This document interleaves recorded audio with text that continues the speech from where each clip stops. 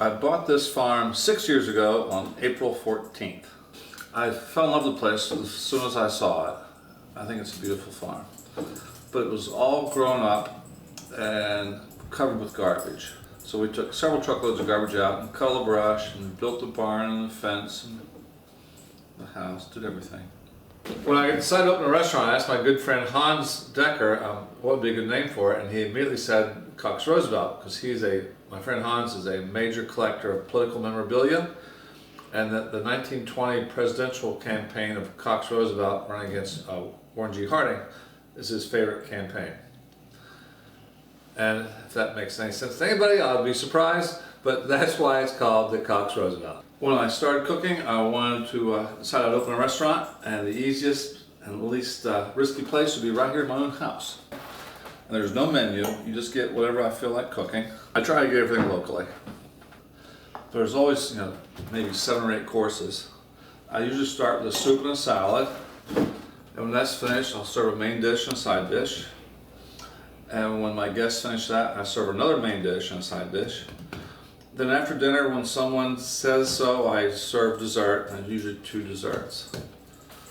I'll make sure that everybody gets enough to eat, and with so many choices, there's bound to be something that they like.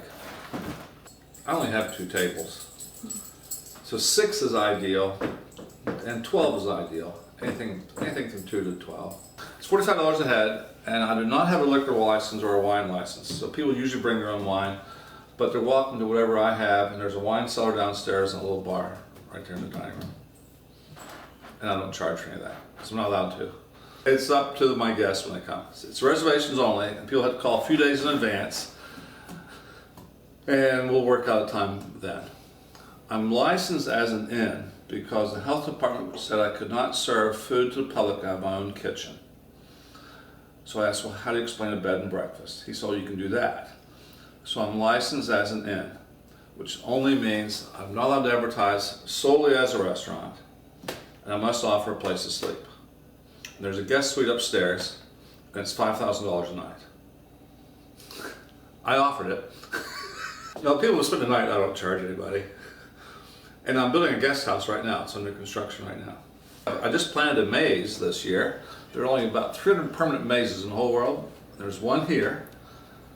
It's only about this high right now. There's a stone tower up here which is under construction. And there are horses if they want to go for horseback ride, but no one ever does. People just mostly come out to eat and drink and go home. That makes me happy. This dog received 12 Valentine's Day cards this year. I got 1. One guest was up here one night. In fact, those 2 spent the night. They spent the night, and she came back a week or 2 later. It was a painting of him. There's a portrait of him in the dining room. I get more people from Clarksburg and Bridgeport than I do Morgantown. Just a handful of locals. And last week, there were people here from DC. I had a visitor from Italy here for 3 days. The first week of May, I'm booked with a family coming over from New Mexico. Somehow we're booked all the time. I'm booked now till, I think, January 17th. Even I wasn't expecting that.